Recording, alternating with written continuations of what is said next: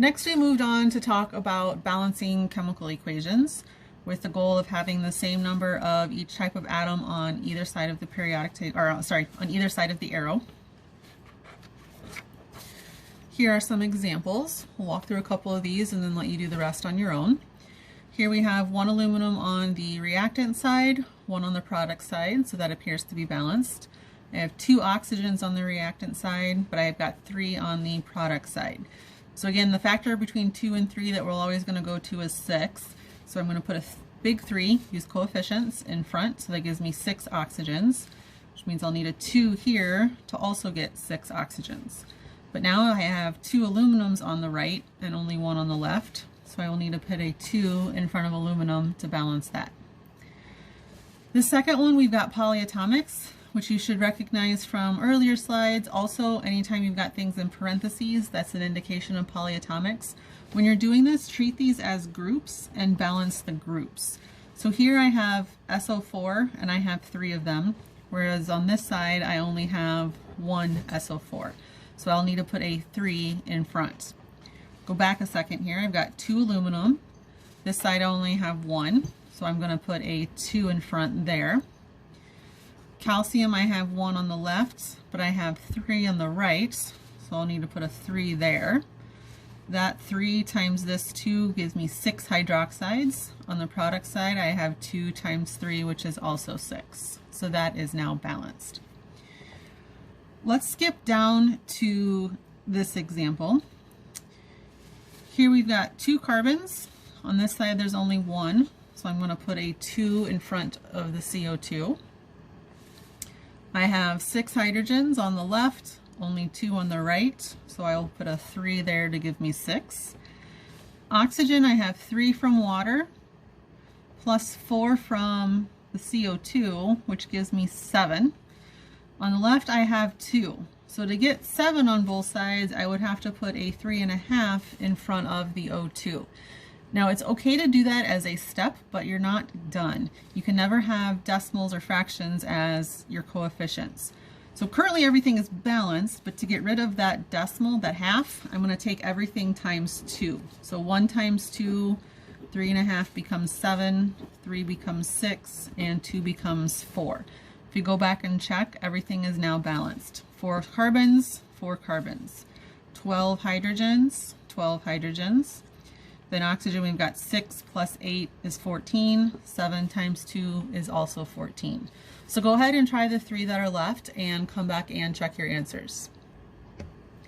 All right, here are those reactions balanced. Go ahead and pause to check yourself. Here's a few more. Again, work on these on your own and come back to check yourself. And here are your answers to these 4 reactions. Oh, these are the same, excuse me.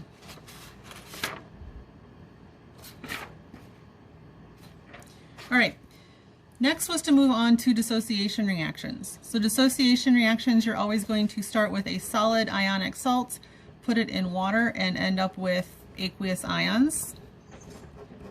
If your beginning solid is soluble, the first thing you need to check is if your reactant is soluble. If it is, then you have a reaction. If it is insoluble, there's no reaction. All of these will start off as solids for your state of matter. That's always a given. If we check calcium chloride, it is soluble, so it will break into calcium ions, which have a positive 2 charge, and chloride ions, which have a negative 1 charge.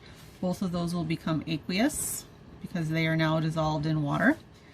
The last thing you need to do is balance. 1 calcium, 2 chlorides, so we'll put a 2 in front. Potassium oxide is also soluble. We get potassium ions with a +1 charge. We get oxide ions with a negative 2 charge. And balance, there are 2 potassiums. Go ahead and try the last 3 on your own to come back and check your answers. All right, here are your answers. There are a couple things to double check though. We've got polyatomic ions. When you do dissociation reaction, those polyatomic ions do not come apart themselves. Sulfate stays sulfate. If you look at the polyatomic ion table, it tells you that it is a negative 2 charge. Another thing to point out, magnesium carbonate is insoluble, so there is no reaction. Next was precipitation reactions. These are where you need to kind of think about little mini dissociation reactions. You've got two aqueous solutions. So KOH is already dissolved in water. Magnesium chloride is already dissolved in water. You need to decide what the other possible combinations are for these four different ions. So potassium hydroxide, we've got potassium and hydroxide ions, magnesium and chloride, just do there, ions. We're going to take the positive ion from one, the negative ion from the other, and put those together. So K plus and Cl minus gives us KCl. Magnesium plus 2 from one side, hydroxide from the other. So we're going to have Mg, and we'll need 2 hydroxides to give us the neutral compound. Your products or your product states of matter are based on solubility. KCl is soluble, so that means it will stay aqueous, dissolved in water. Magnesium hydroxide is insoluble, so that becomes your solid. This is your precipitate. So if the problem is asking you what the precipitate is, whatever the solid that is formed, that's the precipitate. Okay, then the last thing left is to balance. We've got 2 chlorines, so we'll need 2 on this side. This gives us 2 potassium, so we need 2 there. That gives us 2 hydroxides, which we already have, and then 1 magnesium. So there's your final balanced precipitation reaction. Let's try the next one. We've got beryllium bromide and magnesium sulfate. Both of these will start off aqueous. So barium is a +2, bromide is a -1. Magnesium is a +2, sulfate is a -2. So I'm going to take the barium, which is the positive ion, with the sulfate, which is the negative. +2, -2, 1-to-1 ratio for the product. Then I'm going to take the magnesium +2 with the bromide -1.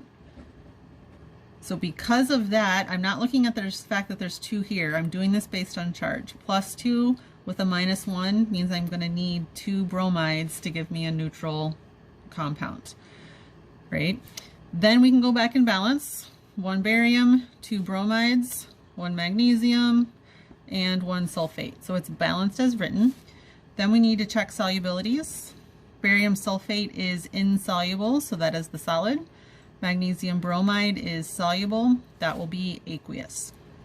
Go ahead and try the last 3, and you'll have your answers here to check yourself. All right, go ahead and check yourself. You might need to pause to give yourself some time to look, but these are your precipitation reactions. Here are a few more to try. So again, pause the video, take a few minutes to work through these, and come back and check yourself. Here are your answers. I noticed as I was doing this should be Mg, not Ng. There is no Ng. Balancing, there's no numbers over here. I'm just running out of room. But here's your finished precipitation reactions. Again, a few more problems. Up top here, we are writing dissociation reactions for these ionic compounds. You're given the name, so first you'll have to come up with a formula. Here, precipitation reactions, again, you're given names, so formulas first, and then it's a similar process that we went through. So go ahead and give these a try and come back and check yourself.